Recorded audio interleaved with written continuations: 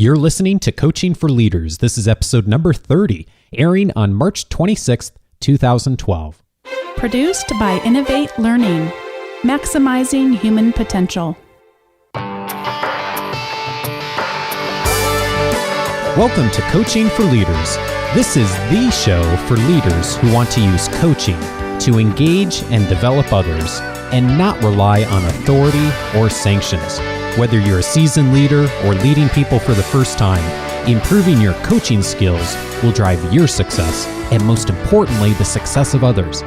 This week's topic is 6 mistakes leaders make sending people to training.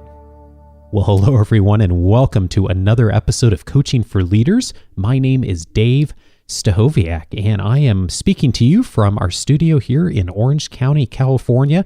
And if you are tuning in for the first time to this show, I want to thank you for joining us and joining this community of people who care about leading others, coaching others, helping people to reach their maximum potential, and not doing it through authority or because I said so or because I can punish you, but doing it because people want to follow you. And if you have an inclination to want to do that, you are listening to the right show, because we are going to be talking about lots of good tools for that today around training. And this episode number 30 here, it's a nice round number, so it's a good time for us to shift our focus from the last few episodes to now, which were on productivity, to now looking at how we can train others. And so this is going to begin a series on training. So we're going to take probably 3, 4, maybe even 5 episodes here and talk about training and why training is something that as a leader,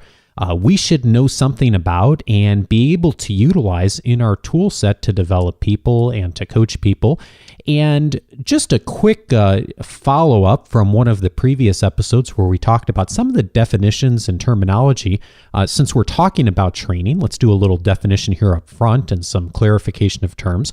So training is a knowledge transfer from an expert, or it doesn't even have to be an expert, but someone that's a more knowledgeable party to a less knowledgeable party. And if it's done well, it affects behavior change and ultimately leads to results. Results for the individual, certainly, results for the organization, hopefully, and ultimately results for the person that is leading and maybe even the person who's done the training too, even if those aren't the same people. So there is a lot for us to talk about around training and some best practices.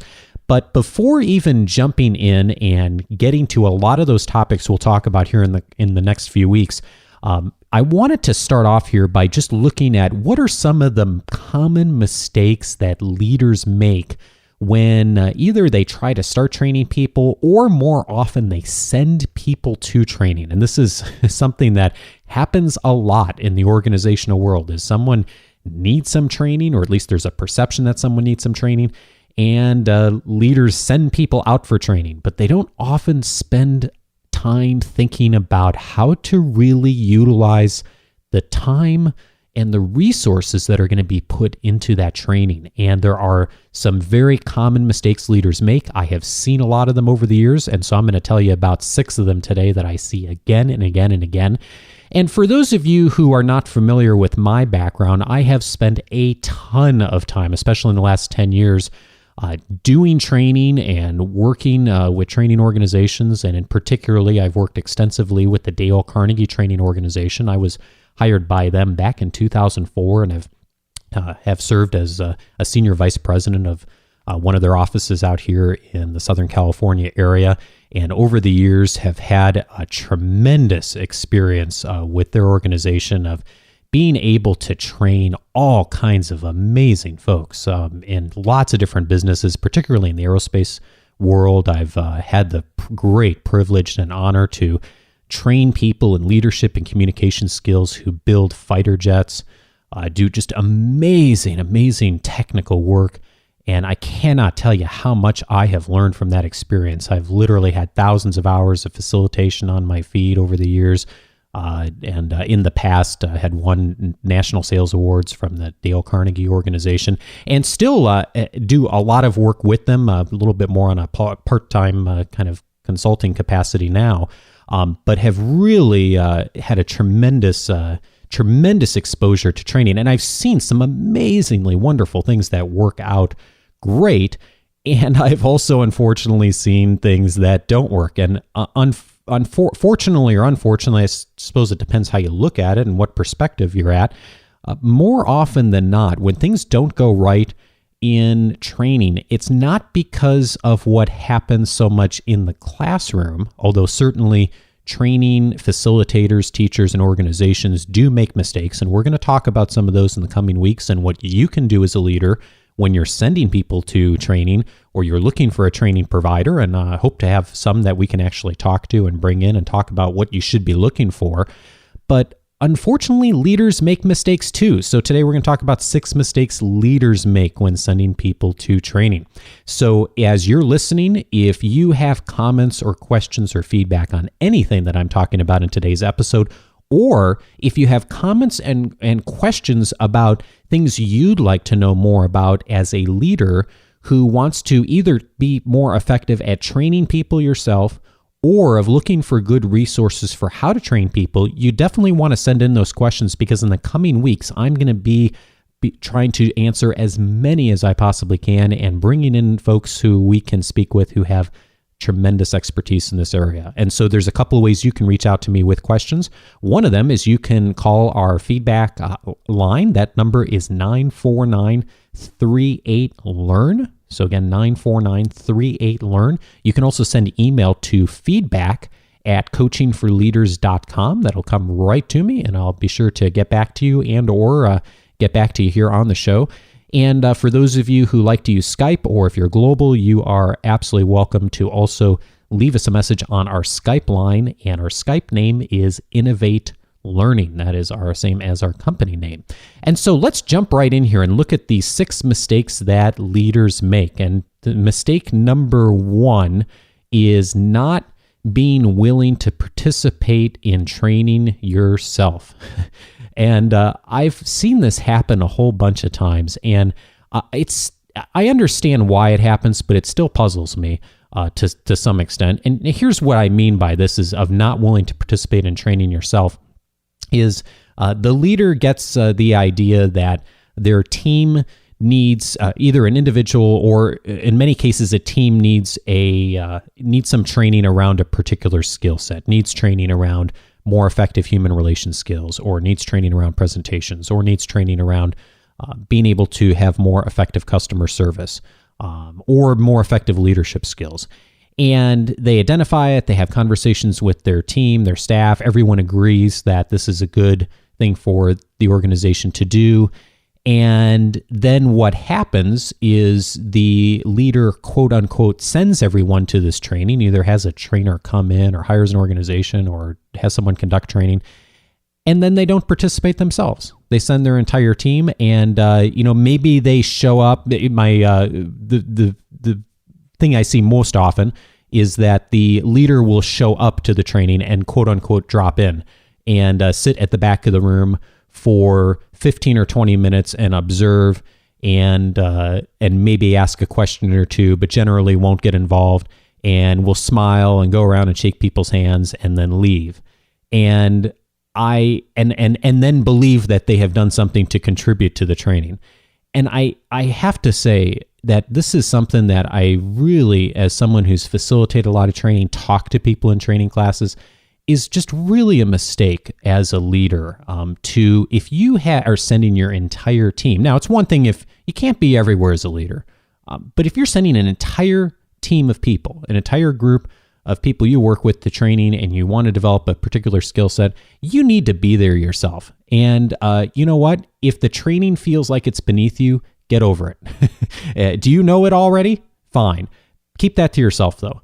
Sit there and participate in the training, get involved with your team, because even if you know everything that your team is going to be learning in that training program already, you should be spending your time as a leader in the classroom and in the training, seeing what it is that your people are saying. See how they're interacting with the facilitator and the trainer, to see as they practice the skills that they're learning, what kind of questions they're asking, what kind of roadblocks they're running into, what kind of obstacles that they're hitting. Because you want to know that as a leader, because if you know that, then you can support them more effectively after the training to implement what it is that they've learned. But here's the real reason that you should be there, is people are going to take it so much more seriously if you're in the room and they see you participating and interactive, and they're that much more likely to take the process seriously. And on the opposite end, if they don't see you, they don't take it as seriously. I had a situation several years ago where a leader had decided to send a bunch of people to training. And unfortunately, whether this happened intentionally or not, I'm still not sure, but the group had gotten the impression that this leader was going to be in the training with them. And the group was having a lot of issues with communication and leadership. And it was quote unquote sold to the group as a let's all do this together. And then the first session of the training program, everyone showed up except the most senior leader who had kind of sold this idea to everybody. And the folks said, "Where is this person?" And I said, "Well, they never planned to be here," not knowing that they had communicated something very differently to the entire team. Well, let me tell you, that did not go well. It didn't go well at all. I mean, we still had a good class. People learned new skills, but as far as motivation and connection, people felt like they had been they had the wool pulled over their eyes. And it, unfortunately, not only did it keep people from getting engaged with the training as effectively as they could have, it got people angry, and it just broke a tremendous amount of trust with that leader. And so by all means, be there. If you're going to, particularly if it's your entire team of people, you have no greater asset to you as a leader than your entire team of people. If it's just one person of a team of 20, no, I wouldn't expect that as a leader, you're going to sit in with a training with them for an entire day or multiple days. But if your entire team's there, do whatever you can to be there. And if for some reason you can't, tell people up front, explain to them explain why you have to why it's important that you not be there that day and how that's helpful for the business. Make sure you make a case for that, because if you're not willing to participate yourself, even if you know it, people don't perceive that it's going to be valuable. So that's a big mistake that I challenge you to avoid as a leader. Here's the second one: using a training class to give people feedback. Oh my goodness. If I could change one thing about how leaders use training certainly in corporate America, and I'm sure that this is a problem in other places of the globe too, is to not use training to give people feedback. So here's what I mean by that. Somebody is not doing an effective job with something. So say, for example, Mike is not doing well with his customer service skills. And rather than sitting down and having a really candid conversation with Mike about what expectations he isn't meeting, Mike suddenly gets registered for a customer service training program just randomly. Maybe he doesn't even know how the registration happened, and gets sent to this training class. And the hope, of course, from the leader is that Mike will quote unquote get the message that he's not doing a good job when he sees what everyone else is doing in this training and what is being learned in the class, and then starts to suddenly realize that he's not doing a good job, changes his entire pattern of how he's handling customers, and magically becomes great at customer service and motivated and enthusiastic about taking everything he's learned and put it into practice immediately. Let me tell you, as someone who's seen this tried many times, it almost never works. In fact, I can't think of a time that I've ever seen this work well. What ends up happening is either one of two things. Most often is the person completely misses the message that was intended. So they don't perceive at all that they're there because they have a quote unquote problem or they're not meeting expectations. They often perceive that it was, just something that everyone's doing or was just recommended or part of their professional development plan, and they have no idea why they're there. And that's probably the most common thing I see. And as a result, they don't really focus on it. They don't take it as seriously as they would if they knew how important it was for them to really improve that skill to be effective to the organization. And the other outcome here is on the rare occasion when the message actually is received, I've seen it only make the situation worse, because what happens is Mike shows up in the training, he's resentful and he's angry because his leader or manager didn't give feedback to his face and instead just sent him to a training class to try and improve the situation. And that is not the way to do it. Training is what you do after you've given tough feedback, not before. So if someone needs to improve their skill set on something, sending them or registering them for a training class is not the start of that conversation. That's the solution step. You need to, as a leader, be able to sit down and to give people candid feedback if they're not meeting expectations, and then have a adult conversation about, okay, what are we going to do to resolve this? Then when Mike shows up in the training, I assure you he's a lot more focused on what he can do to improve his skills, assuming he wants to. If he doesn't, that's another situation. Then you need to talk about, what's his future in the organization. But if he wants to get better, when I've seen managers do that and have good, clear communication with people up front, it makes all the difference in the world. Everyone's on the same page. Everyone's helping that person move forward. And the training has a lot more likelihood of helping that person to be successful. Third mistake leaders make is doing nothing to be flexible during the training. I've seen both sides of this over the years. I've seen leaders who have done some heroic things for people who are on their team, who are participating in training. They have cleared company schedules for classes. They've reassigned projects. They've changed work shifts to allow people to get to training, get to classes. They have, in some cases, delayed some projects to get people the skills and the right tools and learning that they need.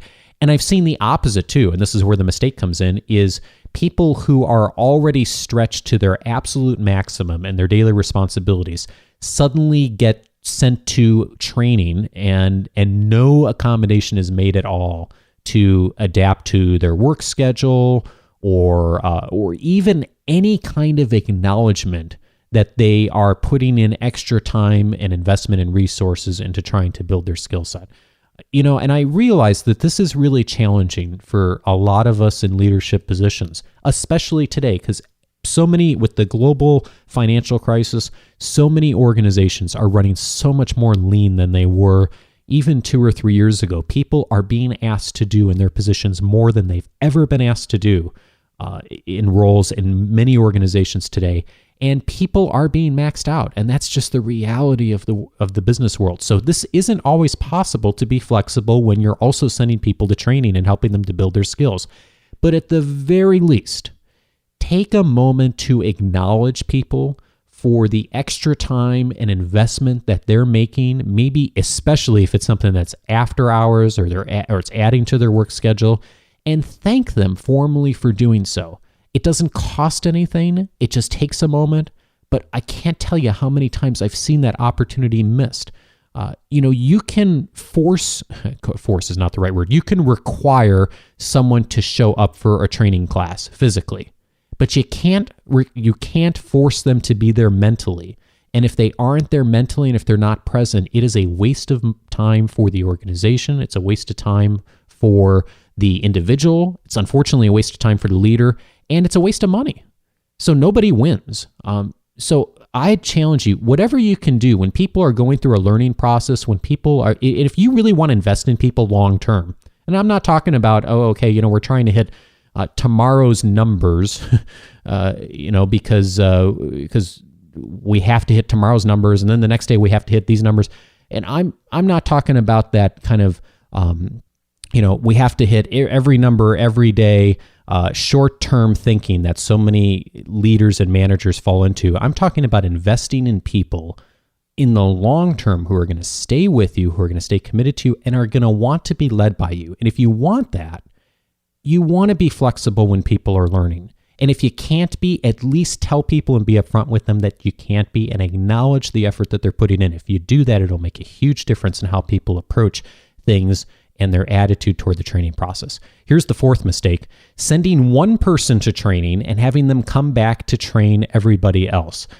The intentions around this are good. This is almost always done as a cost-saving measure. And there's so many reasons why this is a bad idea. I've just never seen a case where somebody comes back and tries to teach the other team members, and it's done anywhere close to as good as the person who taught the class and the professional who taught the class and probably designed the program as well too, whether that person is internal or external. The other reason this never works is that the quote unquote training that they end up doing for the rest of the team is being done by someone who doesn't have that expertise to train and deliver. And usually what ends up happening is the quote unquote training ends up being like a 5-minute summary at the next staff meeting of what they learned. And, if that's all you want people to have, go on Google and type in the topic of whatever it is that you want people to learn. You can find tons of great free information out there on Google, Podcast, iTunes. Heck, you can send people to this show if you want. We'll certainly appreciate that. But, content is a commodity these days. There's so much information out there. What is valuable in the training process is you get people to break their patterns of behavior. So it's one thing just to get knowledgeable, but it's another thing to break their patterns of old behavior. So, and here's the other reason you don't want to just send one person. Even when the training is fantastic and the employee has like a career-changing experience, the minute they go back into a work environment where everyone's doing everything the old way, they're going to go back to their old patterns. Now, the training might still have been very valuable for them on a personal level, but they're going to go back to their old patterns because the organization is going to ultimately influence them. Culture in your organization is incredibly powerful. And if a majority of the people are doing something one way, they are going to eventually influence that person to go back to the old habits. If the majority of people need the training, the majority of the people should be in the training. Here's mistake number 5, failing to provide practical application opportunities. So, I can't tell you how many times I've heard or I've seen leaders send people to like a presentation skills training and then not give them any opportunity to give presentations, or to send them to leadership training and not give them a leadership opportunity, or send them to sales training and not have an opportunity for them to really sell or influence a customer. I am a big believer, and you know this if you've been listening to the show, that every single person in the organizational world, in your volunteer organization, even personally, even if you're not working in an organization, you first and foremost, it is each person's responsibility to drive their own professional development. So that always lies with that person first. That said, it is the responsibility of the leader to also bear some responsibility for a person's professional development as well, and to provide opportunities for people to apply what they've learned, particularly if the organization was the one that sponsored whatever skill it is that this person has been trained on. I see it happen all the time where people get sent to training and learning new skills for things they never really have a chance to apply practically. And I always wonder, why are they being sent to training? Just kind of for the fun, or, there's a term that's used in the entertainment industry, the training industry, called entertrainment, where you send people to training kind of as just a fun exercise, just to see what they could learn that's new. And I'm not saying that that's always bad. It's nice, if people want to go to a class just to, have fun and learn something, that's great. But that shouldn't probably be the majority of your training efforts. You want to ultimately be spending your time and resources, and in every organization those are limited, to really align what it is people are learning with the best possible application to apply it and to utilize it. So you should be, as a leader, even before you ever talk to the person about what the training opportunity is or what you want them to learn, of thinking in advance, how am I going to give them the opportunity to apply this? And start thinking about what are the projects, what are the different responsibilities that you can give that person even during the training or very shortly afterwards, in order to help them to apply and put into practice what they've learned. And if they have the opportunity to do that, they're so much more likely to take what they've learned and to use it Common knowledge does not mean common practice. Just because people know something doesn't mean they're going to do it in practice. And if you give them a chance to start to do it in practice, they learn, they make mistakes, they start to learn and grow and build their confidence level. So you want to provide people with practical application opportunities. And the sixth and final mistake that leaders make when sending people to training, going silent.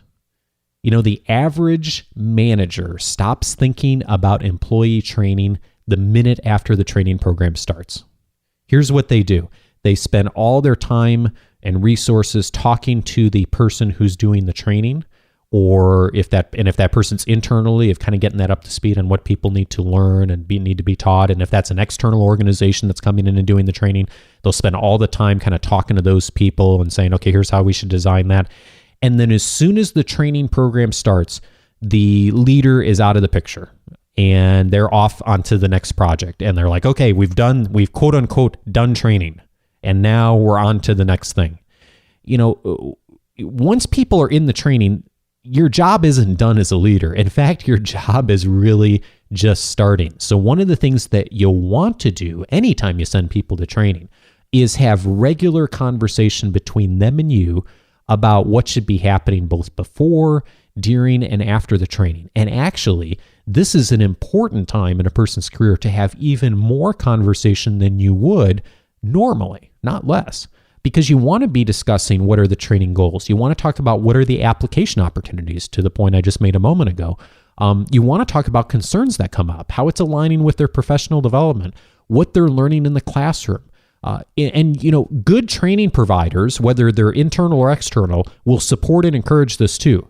You should be talking to people who want to not only engage you, but engage your employees in that process too. And one of the things our organization always tries to do is anytime we talk to a leader who wants us to do something with their employees or their people, is one of the first things we'll say is, let's talk to your people as well. Let's get them involved in this process. Let's get them engaged. Let's even have them help design this process, because the more that they're involved, the more ownership they have over it, but also the more communication they have going between you as a leader and them and us, and we're all on the same page.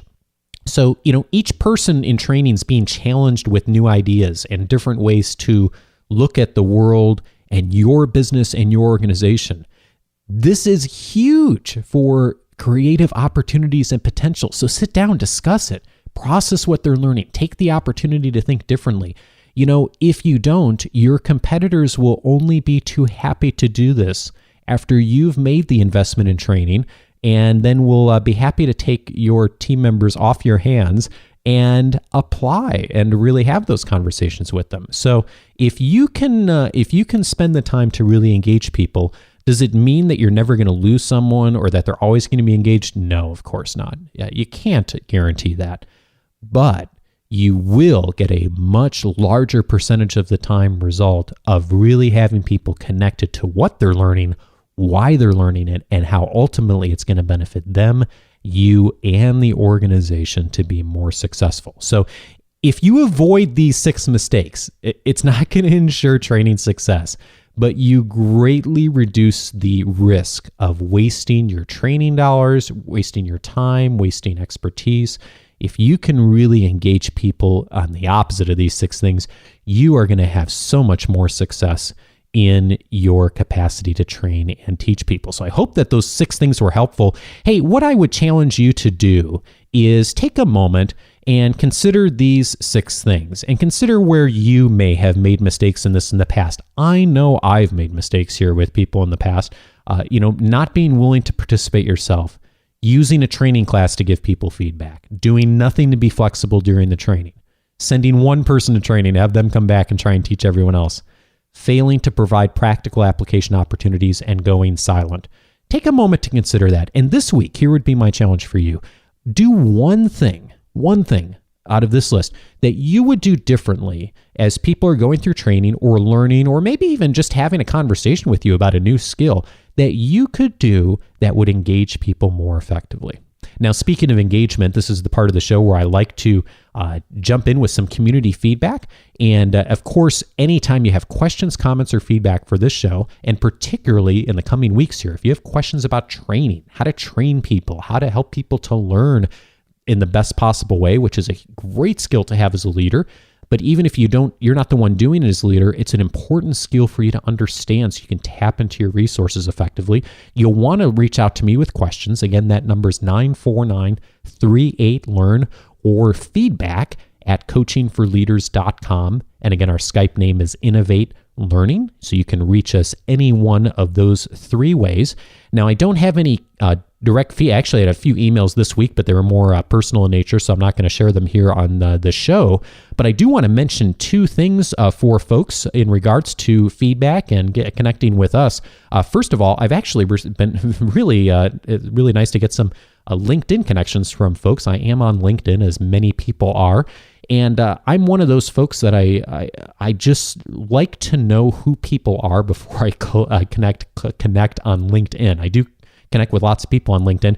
If you have sent me a LinkedIn request in the last couple of months and I didn't accept it, it may be because I didn't recognize your name or I haven't connected with you before. I would very much like to be connected with you on LinkedIn if you would like to be connected. So if you have sent a request and I didn't respond, it's probably because I didn't recognize your name or we haven't connected before. If you would resend the request and just write me a quick note on the invitation saying, hey, I'm a listener to Coaching for Leaders, would love to get connected with you, and I will accept it right away, and I'd love to stay connected with you in that way too. So just wanted to mention that quickly, and I was realizing that I may not have responded to some people in the past year, so feel free to resend that, and I will definitely connect with you.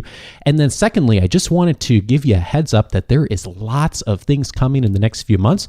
We actually are in the process of getting our website revamped up to give you more tools, resources online here. In addition to this podcast, we have lots of plans on videos, getting videos up, quick coach videos on different topics.